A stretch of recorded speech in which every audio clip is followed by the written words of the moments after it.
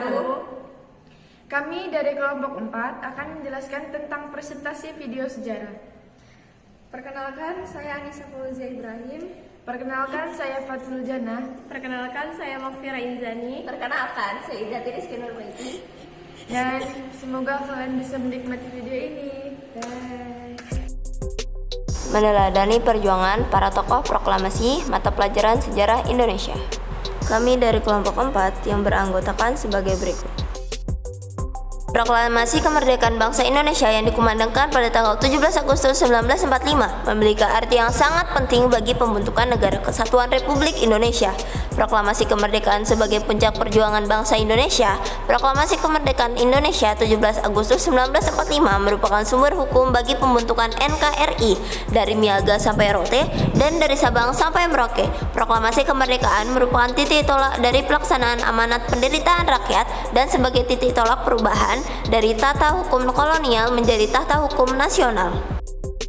Proklamasi 17 Agustus 1945 melibatkan peranan banyak orang, bahkan bukan hanya bangsa Indonesia, tetapi sebagian bangsa lain juga bersimpati untuk perjuangan bangsa Indonesia. Para tokoh memiliki peranan berbeda-beda dalam proklamasi kemerdekaan Indonesia. Mereka berperan sesuai dengan kemampuan dan kesempatan yang harus dilakukan. Berikut ini para tokoh yang terlibat dalam proklamasi Indonesia tahun 1945. Yang pertama adalah Ir Soekarno. Soekarno atau Bung Karno lahir di Surabaya tanggal 6 Juni 1901.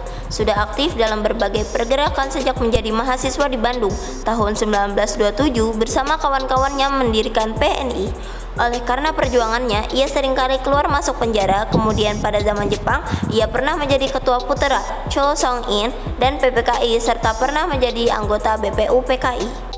Begitu tiba di tanah air, dari perjalanannya ke Saigon, Soekarno menyampaikan pidato singkat. Isi pidato itu antara lain, pernyataan bahwa Indonesia sudah merdeka sebelum jagung berbunga. Hal ini semakin membakar semangat rakyat Indonesia.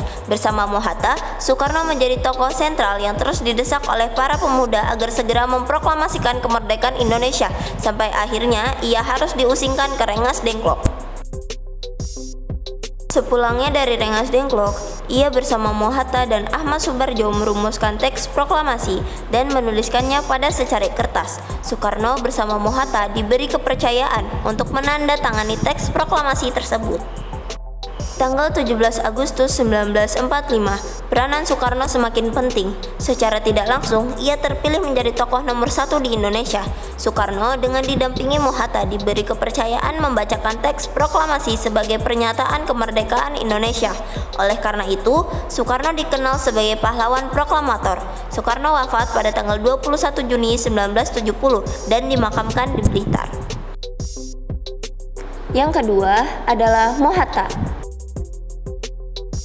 Peristiwa sekitar proklamasi adalah Dr. Andes Mohatta. Ia dilahirkan di Bukit Tinggi tanggal 12 Agustus 1902. Sejak menjadi mahasiswa di luar negeri, ia sudah aktif dalam perjuangan kemerdekaan Indonesia.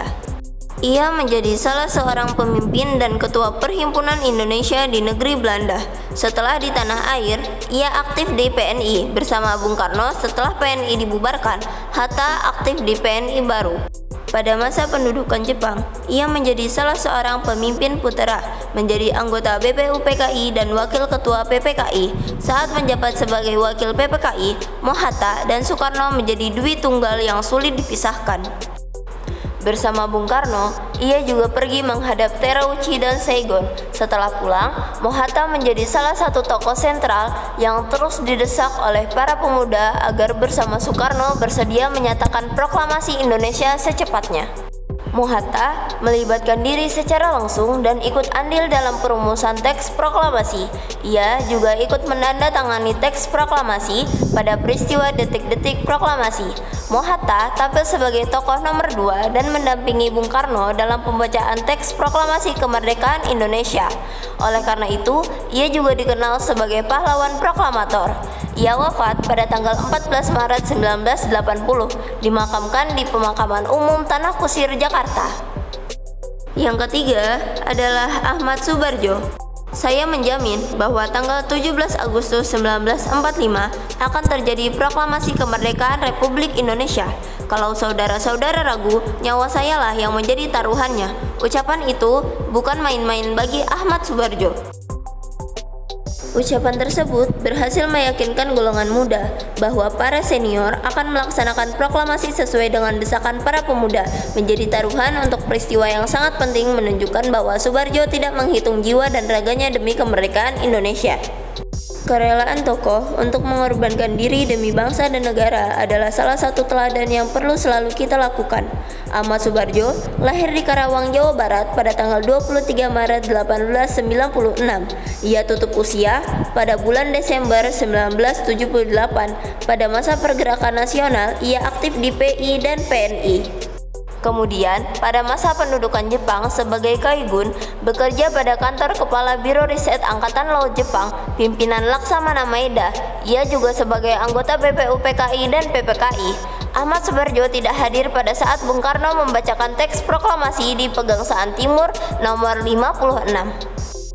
Tokoh Ahmad Subarjo boleh dikatakan sebagai tokoh yang mengakhiri peristiwa Rengas Dengklok, sebab dengan jaminan nyawa Ahmad Subarjo, akhirnya IR Soekarno, Mohatta, dan rombongan diperbolehkan kembali ke Jakarta.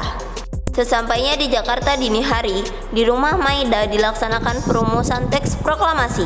Ahmad Subarjo secara langsung berperan aktif dan memberikan andil pemikiran tentang rumusan teks proklamasi. Yang keempat adalah Sukarni Kartodiwiryo. Sukarni Kartodiwiryo adalah salah seorang pimpinan gerakan pemuda di masa proklamasi.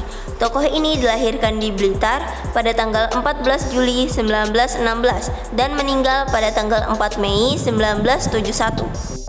Sejak muda, ia sudah aktif dalam pergerakan politik. Semasa pendudukan Jepang, ia bekerja pada kantor berita Domei, kemudian aktif di dalam gerakan pemuda. Bahkan, ia menjadi pimpinan gerakan pemuda yang berpusat di Asrama Pemuda Angkatan Baru di Menteng Raya 31 Jakarta. Sukarni merupakan pelopor penculikan Soekarno dan Mohatta di Rengas Dengklok. Ia juga tokoh yang mengusulkan agar teks proklamasi ditandatangani oleh Soekarno dan Mohatta atas nama bangsa Indonesia. Ia juga memimpin pertemuan untuk membahas strategi penyebarluasan teks proklamasi dan berita tentang proklamasi. Sekian yang bisa kami sampaikan, kurang dan lebihnya kami mohon maaf. Assalamualaikum Assalamualaikum warahmatullahi wabarakatuh.